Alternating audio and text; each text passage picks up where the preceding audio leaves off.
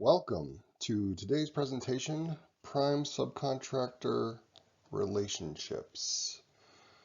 Um, I work for Project Solutions Incorporated. We have been contracted by the North Dakota Department of Transportation to provide these briefings for educational purposes, primarily driven to DBEs and subcontractors that would like to work for primes that do work for North Dakota DOT.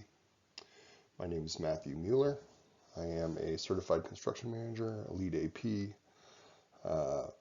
I am a construction manager, so I've been doing this for over 20 years now, and I have seen both positive and negative relationships between primes, subcontractors, and primes. And I myself have been part of making and breaking both. So today we're going to go through and kind of go through my lessons learned, and hopefully you'll learn something new. Just a quick disclaimer. This is for information only and just be used as a guideline for understanding prime contractor and subcontractor relationships. It's not to be considered as legal advice. So this is what we're going to be going through today. Hopefully be done in less than an hour. We're going to talk about the definition of relationships, why prime subcontract, the different types of relationship between prime and sub to prime. We're going to talk about quality of data equaling the quality of the relationships. We're going to talk about strengths, weaknesses, opportunities, and threats for both subs and primes and why those are important. We're going to talk about the different types of contractual relationships that a sub and prime might have. We're going to talk briefly on bonding and on liens. And then at the end, we'll have a quick summary. Questions will, since this is a recorded presentation, you will have to submit your questions via email and we can answer them then. At the end of the presentation, there are a few people that you can reach out to, myself being one of them, if you do have questions. So what are relationships? When I think of professional relationships, I typically think of politicians and how they build their constituency. I'm just like you. Do you want a picture of me kissing your baby? Shake my hand. See, just like you. Politicians, they try to be relatable. They try to appear to be a good listener. Usually they're nice and friendly. You might walk away from them saying, well, that politician, he was a real straight shooter, or that politician really tells it like it is. But politicians, they don't make contracts. They make promises.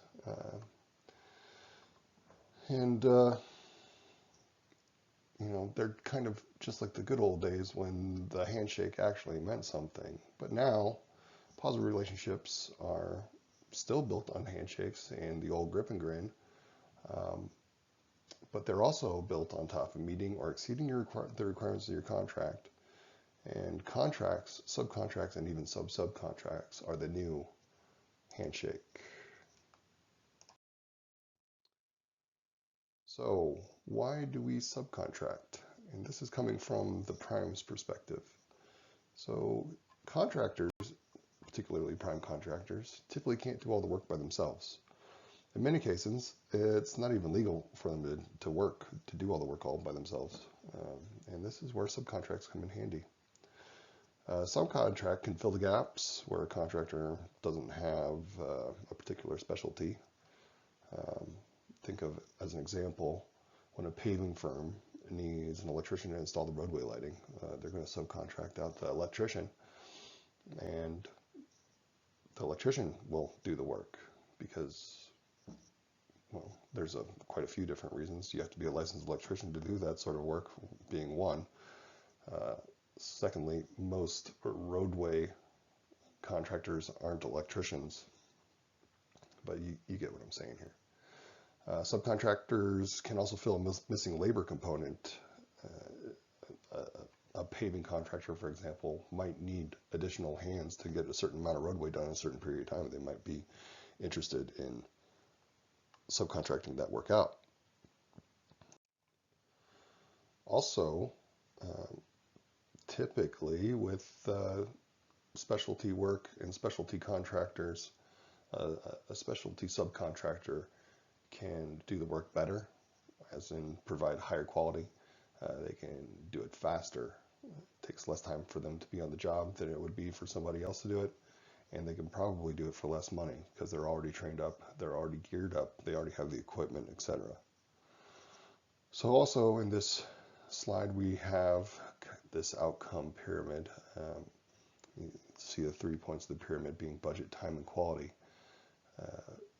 To get the best possible outcome, a subcontractor might be able to meet the budget, produce a high quality product, and be able to do it on time. And that's what you're actually looking for as a prime contractor. But really primes, especially for DOT work, need other contractors to subcontract with because of specialty, cost, and time. They need subcontractors to be able to make a particular timeline at a certain price point in order to make the prime's bids for the work more competitive. If the prime is trying to self-perform all the work and it's going to take more time, most likely it'll cost more money. It's just more cost effective for them to subcontract it out. Also, subcontracting helps primes meet specific set-aside requirements, which also, the more that set aside that they have for DOT requirements, the more competitive it's going to make them. And risk reduction. If a prime subcontracts, the subcontractor takes on some of the risk that the prime would be taking on. We're going to talk a little bit more about that later.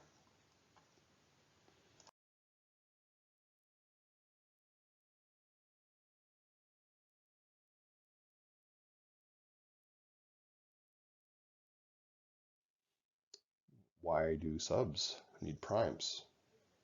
So if a sub is working for a prime, typically that subcontractor is going to be able to work on larger contracts, more complex contracts, bigger projects. Subcontractors can get more projects of varying type, thereby increasing the size and diversity of their portfolios. More projects means more work and more growth. So cash flow, more cash flow, more employees, making you more productive, making you able to work on more projects at one time. It just really helps grow your firm. And it also helps the prime meet their DB subcontractors to fulfill the set-aside requirements. Let's talk about quality of data equaling the quality of relationships. The very first thing that we're going to talk about is communication. Communication is key. It's the key to building quality relationships, and it goes both ways for primes and for subs. Primes need to be seeking out other smaller contractors to help them. Smaller contractors need to be reaching out to larger contractors so that those larger contractors are aware of their presence and what they're able to provide for services. It's important as a subcontractor to make yourself available to have conversations with potential larger contractors who could potentially be clients. It's kind of a funny story, but I used to work with this guy who used to keep a very detailed log of every phone conversation that he had with other contractors that he worked with or contractors that he wanted to work with.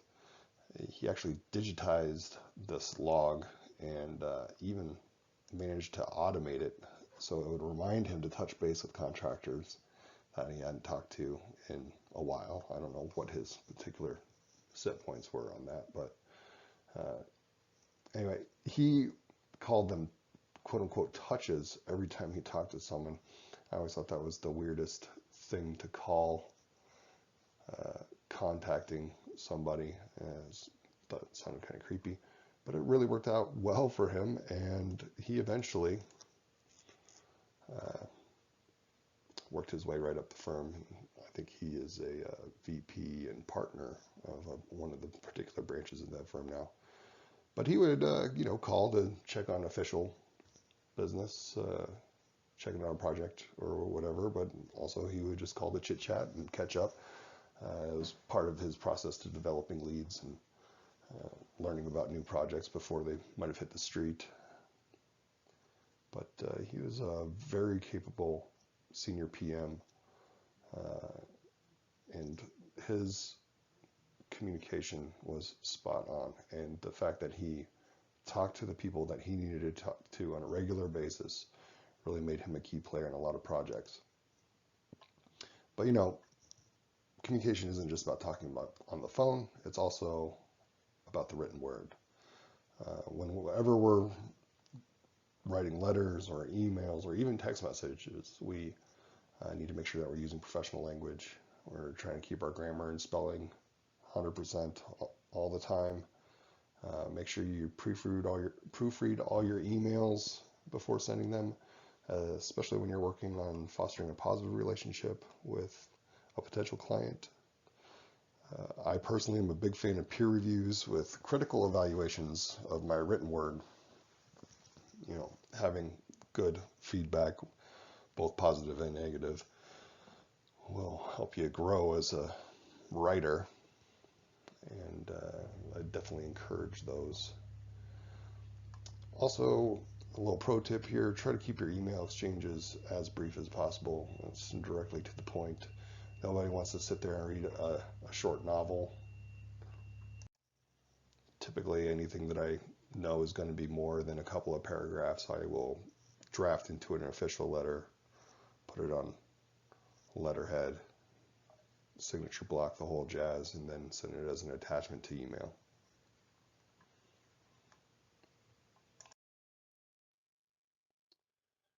Here's a few other tips. The biggest complaint that I hear from prime contractors regarding their subcontractors is that the sub can't supply the proper documentation in a timely manner. There's a whole bunch of different things that I've heard issues with: submittals, schedule info, and the big one, certified payroll. It's important to keep in mind that it's the subcontractor's job to feed the prime with accurate and complete and timely information.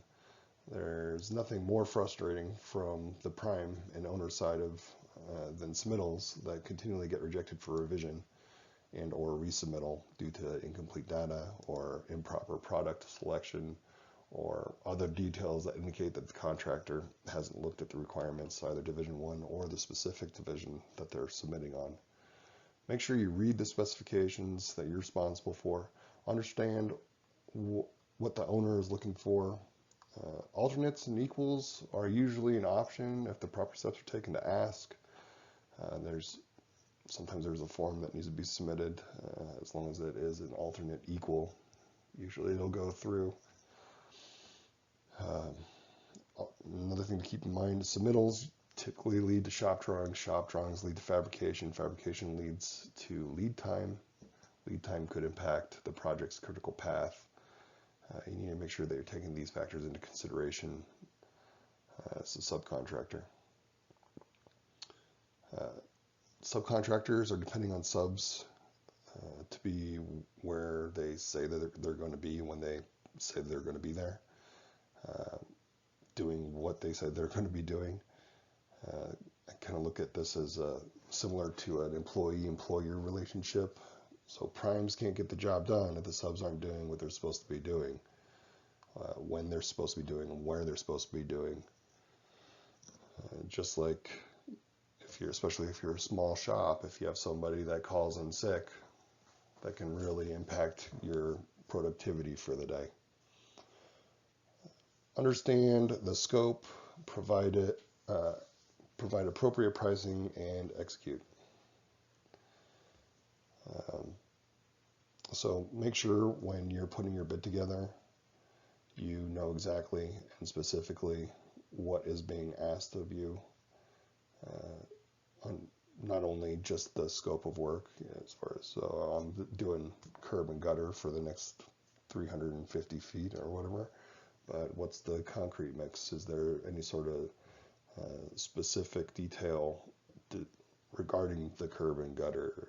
Does it need additional reinforcement for some reason? Are there any ADA ramps?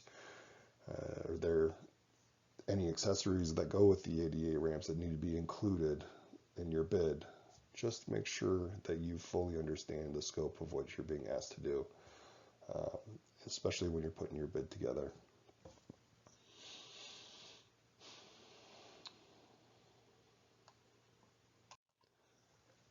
When you're reviewing your scope of work, make sure to note any potential issues that may expose you or could potentially expose the prime or the owner to risk. And then based on that risk, make sure you adjust your bid based on that risk, the material that's required, the labor required, equipment costs. Make sure everything's appropriate. After your bid has been approved and your contract has been awarded, make sure you move forward with your plan.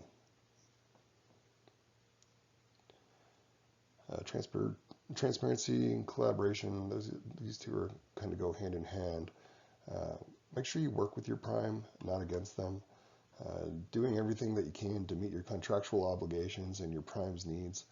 If for some reason you can't make it to the site when you said you would be there, make sure that they know that you're not going to be able to make it. Don't make your prime track you down to try to figure out what's going on.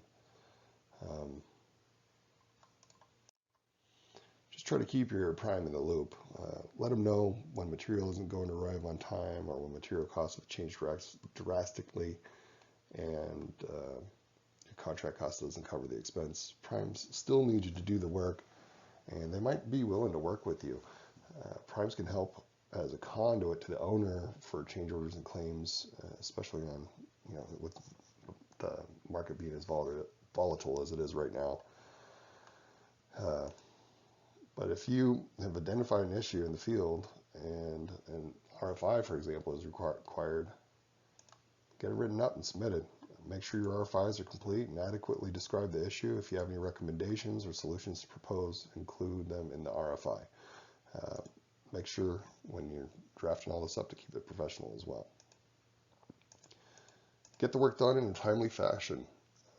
Do everything you can to maintain your trade performance ratio at a 1 trade performance ratio, which we will be discussing in the schedule discussion that we're going to have as well, is the amount of time that you say it's going to take versus the amount of time it actually takes. So typically we divide the amount of time that it actually took by the time you said it was going to take. If it took longer, you have a higher than 1 TPR, trade performance ratio. If it's lower, you're getting it done faster than you said you would. You got to keep in mind that your prime contractor is basing their schedule off of how fast subcontractors say they can do the work. So make sure you're fulfilling your obligations on your performance and productivity on those. Lastly, help your prime to get paid. The big one there, complete and submit your certified payroll completely and on time. Your prime won't get paid until they can supply the appropriate documentation that they have to supply, and that's certified payroll. There's a whole bunch of other paperwork that they also have to supply, but certified payroll is a huge hang-up, and that's a document that comes from the subs, gets compiled into a big list, and then submitted. So you got to make sure that you get that certified payroll done. A prime that's getting paid is typically a happy prime. So make sure you're getting that certified payroll in. Also, you got to make sure that you provide accurate schedule update information. The schedule update is typically part of the prime contractor's pay request. So if the prime asks you to submit schedule update information, make sure you have accurate start-finish dates for your activities. You got to be pretty good with your percent completes. Of course, that'll all get kind of hashed out with the prime and the owner in the long run, but you want to be as close to correct as you can be on those. And if you have any other sort of reporting requirements, daily reports or subcontractor daily reports, make sure you get all those submitted so that they can be rolled into the primes and then submitted for pay. Subcontractors really should already know their strengths, weaknesses, opportunities, and threats. So strengths, what is that subcontractor to, what can they do that others can't? What are they the best at? What are their weaknesses? What can't they do that others can do better? What sort of opportunities? Who needs that subcontractor's particular services? When is there money to be made there? And threats. Who's the competition? And what risks are involved with doing work? So as a subcontractor, you should already know what these are for your particular situation, for your particular firm. Prime is going to want to know if you're a good fit for their particular project that they're going after. The prime is going to want to be confident in the selection of their subcontractors that they'll be working with and need to use. And in order for them to have that confidence, they'll need to know the subcontractor's strengths and weaknesses. This is where the transparency as discussed in the previous slide comes to play. The prime should know what the sub's capabilities and strengths are. What is that prime, or what's that subcontractor's crew size? What is their normal production rate? What are their costs per unit? They'll want to know your weaknesses. How does the sub deal with absorbing market volatility, just like we were talking about before? What is the labor pool that the sub is pulling from? Is it a union shop? Is it non-union? If it's union shop, do they have folks on the bench that can get to the job site? What's the experience level of the sub? Have they done this type of work before? Are they capable of getting the work done? Are they going to be available? Has the sub overcommitted to other projects, etc.? There's a whole laundry list of items that a prime is going to evaluate a subcontractor on before selection. But primes will want to understand all these strengths and weaknesses before sealing a deal with the sub. It's in the sub's best interest for the prime to know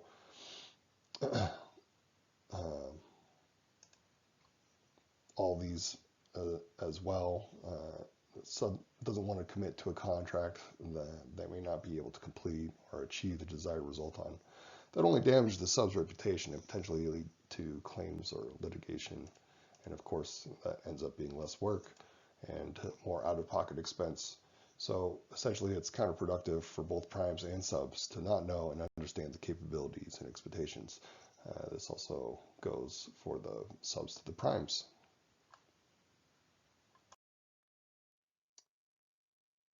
So subs should have a good understanding of the risks associated with working with a particular prime. Same situation as before, as far as strengths, weaknesses, opportunities, and threats. But as a subcontractor, the things that you're going to really be keyed in on are: does the prime have good reputation with their other subs? Are subs being paid on time? Are subs being sued by the prime, or is litigation?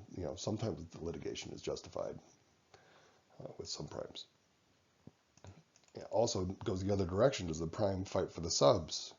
Is the prime going to be moving information from sub to client or owner or DOT if there's an issue? Is the prime also willing to pay fair price for work?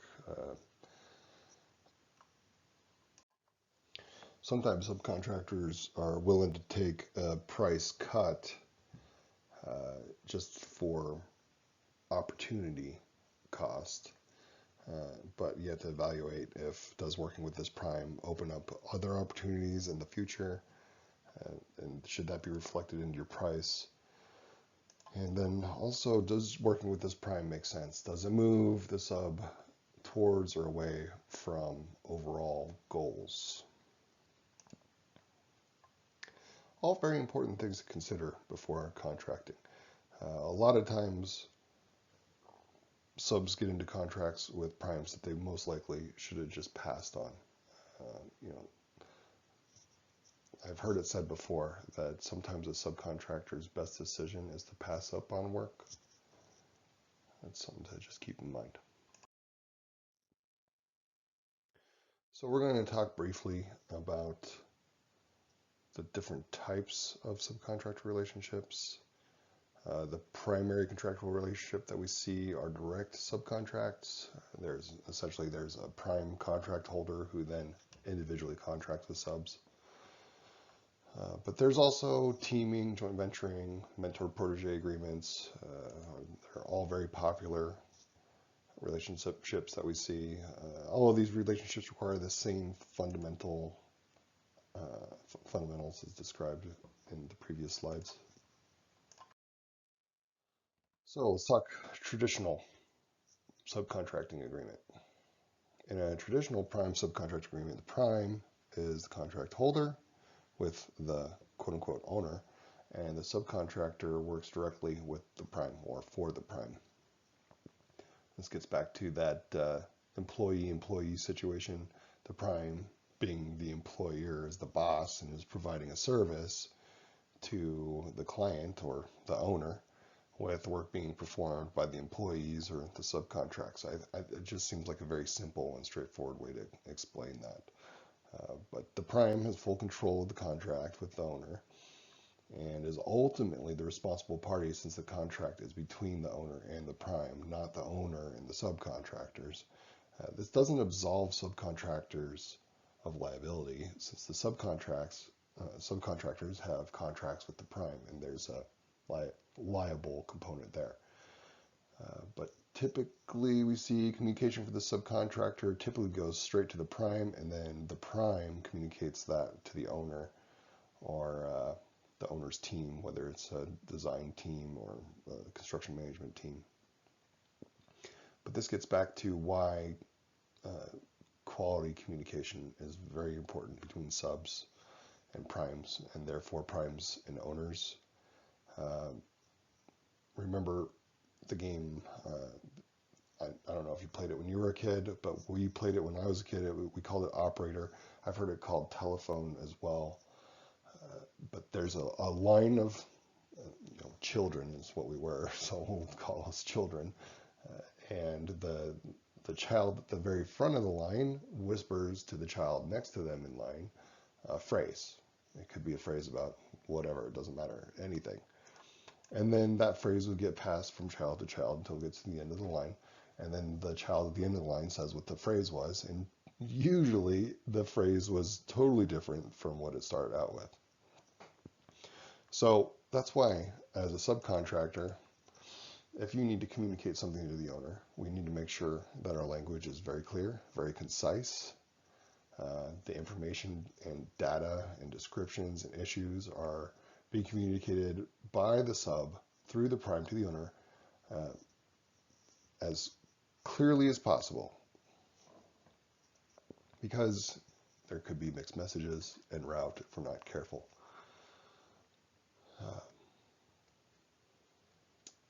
We also frequently the prime is just passing the information up the chain because they don't clearly understand what the issue is, because they hired a specialty contractor to do the work. That the specialty contractor understands the minutia of that particular scope of work that the prime doesn't have any specialty in.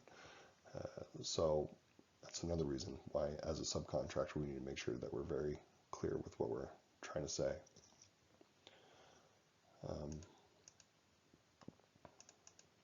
But typically, primes don't want subs talking directly to the owners. Subs need to understand how liability and claims to the owner or from the owner work. If the subcontractor causes a project not to complete on time, the subcontractor might be held liable for the liquidated damages. The prime, as a contract holder, will most likely pass through claims to subs if the sub is responsible. There are some variabilities that may cause this to not be true. Like it could just be cost prohibitive. It's not in the best interest of the prime. As an example, if you are a very specialty contractor and this prime has to work with you on other projects, either because of owner requirements like a DBE or percentage, or the service that's being provided is just so special that you can't get anywhere else. And I think of elevator firms when it comes to that sort of thing. The prime might not go after a sub, but it's important to note that primes can go after subs with claims. Subs need to understand when and how they will get paid.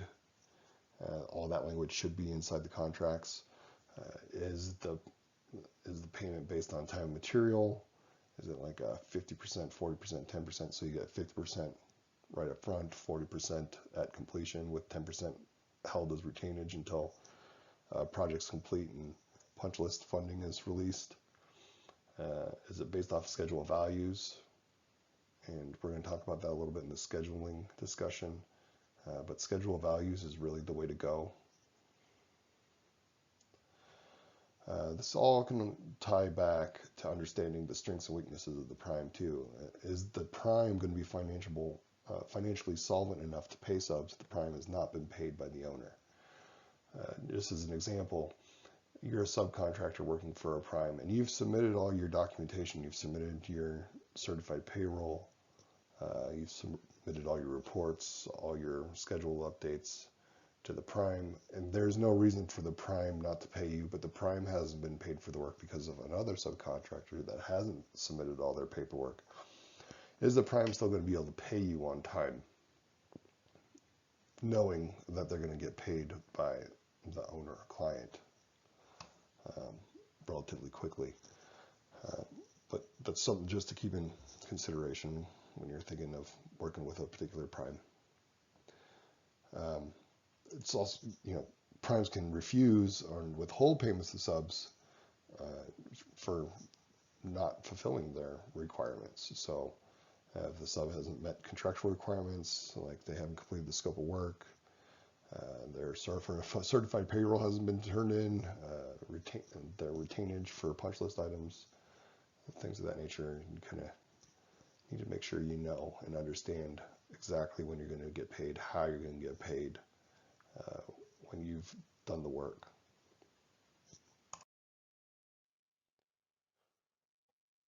So there's three other big prime to sub relationships that we're going to talk about briefly. Teaming agreements, so contractor teaming arrangements, CTAs. Teaming agreements are just a type of relationship that can be found between prime and sub. Teaming is usually done to secure contracts with partners, the partners being the contractors, to help a team as a whole win a particular contract and then to perform the work. The owner contracts with the team. It doesn't contract with a single entity of the team. It contracts with everybody that's associated with the team. You have to be real careful when you're going into teaming agreements, especially if you're a small business and if you team with a particular partner that could make your head count so big that you're no longer a small business.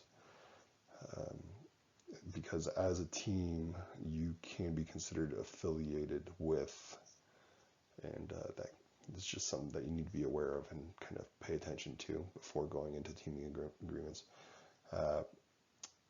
Teaming agreements, if you're a sub or typically a sub and you're going to be working with a prime, you need to make sure you understand who is in control of what and when. Who is doing what parts, of the particular contract that you're going after, who makes decisions as far as the direction that the project is going, how are you going to get from start to end, who is going to be the person or group that makes those calls. And percentage of work. You want to make sure that there's an equitable balance there with the percentage of work. Does the percentage of work that the subcontractor doing equal percentage of pay? Does the arrangement make sense? So before going into a teaming agreement, you just kind of want to understand that. And then also you need to understand the risk and liability. With teaming agreements, risk and liability are shared amongst the team. In joint ventures or joint venturing, it's a contractual, a JV is a contractual entity between two or more parties. What it does is it just expands the experience base of the contracting joint venture, provides access potentially to new markets, allows you to combine assets, and helps with shared risk and liability. You can not just combine assets, but combine skills and capabilities. It's important to note that JVs, if you're in a JV, you are considered affiliated. So as we stated for the teaming agreement, be careful there. Mentor Protege is a small SBA program. And really the key to the Mentor Protege program is to motivate larger businesses to mentor small businesses so that they can compete, and specifically to compete in mentor protege contracts. So if you go into a mentor protege agreement as a sub to I shouldn't say a sub, but a smaller firm as a protege to a mentor, which would typically be a larger firm, it's just an agreement between those two. The mentor can only take on, I think, 2 proteges at a time. It's not an exclusive arrangement, but with the mentor protege agreement, it gives those 2 firms the opportunity to go after these mentor protege contracts as a joint venture. But they're joint ventures that are mentor protege specific. It's also kind of interesting and rare, but a small business can be a mentor to another small business as a protege. Just something to keep in mind.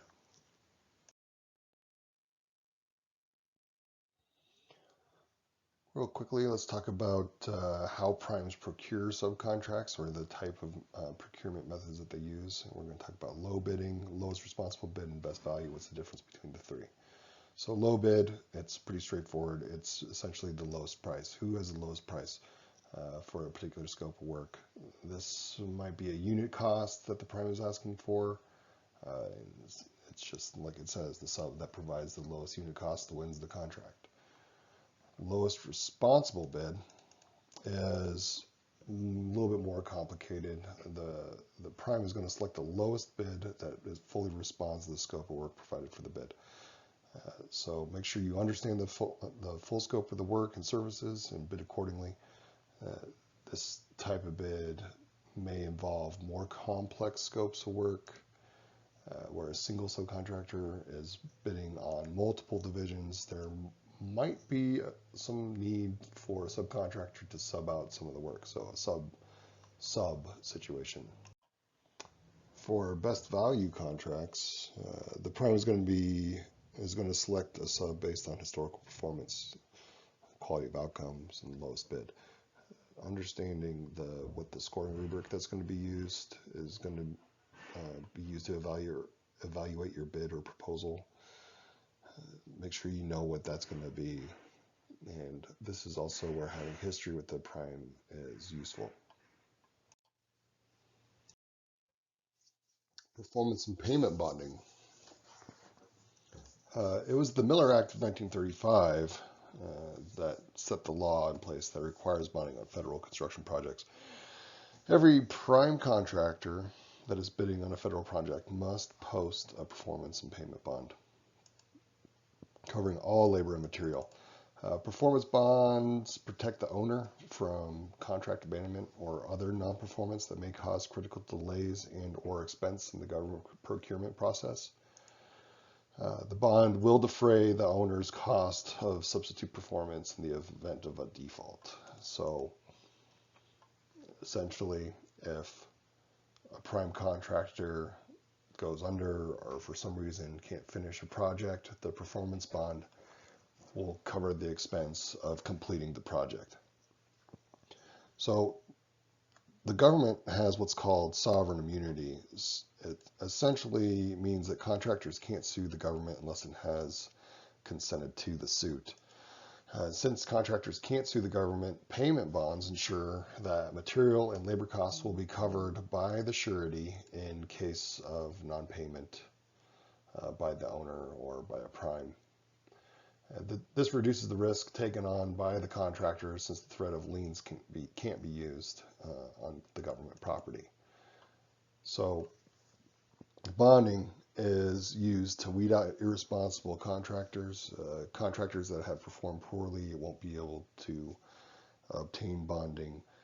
Contractors that aren't able to pay for the bond or don't have an appropriate credit history or bonding history won't be able to get a bond for the amount that's required.